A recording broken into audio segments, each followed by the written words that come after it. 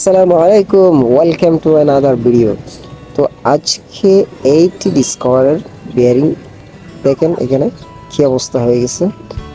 এই বিয়ারিং এর গোড়ায় যখন আপনারা এরকম জং দেখবেন আর চাকাটা একটু হাতে ধরে একটু কি করবেন, নড়াচড়া করবেন। যদি বিয়ারিং গজে তাহলে কি হবে, সেটা বিয়ারিং চলে গেছে। যখন আমি চাকাটা খুলে ফেললাম, দেখুন এই বিয়ারিংটার অবস্থা কি। তো এটা একদম গেছে গা। তো এই মুহূর্তে এই দেখেন এটা কিরকম, এটা মাঝখান দিয়ে কিরকম নড়াচড়া করতেছে দেখেন বেরিংটা। তো এখন যেটা করব সেটা হচ্ছে বেরিং বের করে ফেলবো আরেকটা। তো দুইটাই বেরিং বের করে ফেলতেছি, দেখতে পাচ্ছেন দুটি বের করে ফেললাম। এখন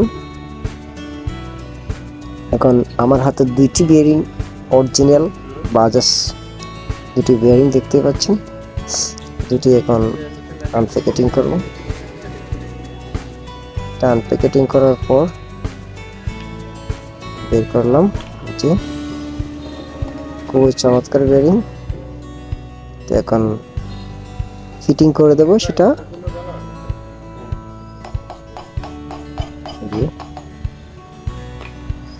ফিট করে দিচ্ছি। এবং ফিট করার পর আমি কিন্তু পুরোনো বিয়ারিংটি দিয়ে একটু ঠিক সঠিক জায়গায় বিয়ারিংটি বসিয়ে দিলাম। দুই পাশে এরকম করলাম, লকটা বসিয়ে দিলাম। হ্যাঁ, এই যাবে এই।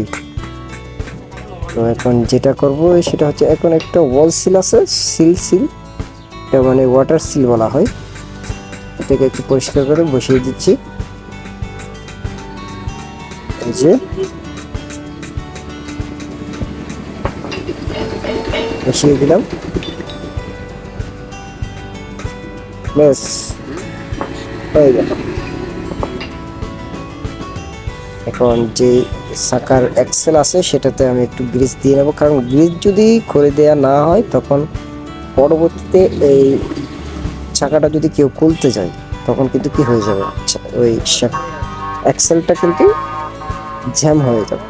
সে কারণে এটা কিন্তু ম্যান্ডেটরি, অবশ্যই চাকা খোলার পর এক্সেলে কিন্তু গ্রিজ করে দিতে হবে। তো এটা একটু ফাইনাল টাইট করে দিচ্ছি, টাইটেনিং করে দিচ্ছি। ফাইনাল টাইট করার পর চাকা ঘুরিয়ে দেখা হবে। চাকা ঘুরিয়ে দেখতেছি ঠিক আছে, এবার একদম ব্যালেন্স হয়ে যাবে।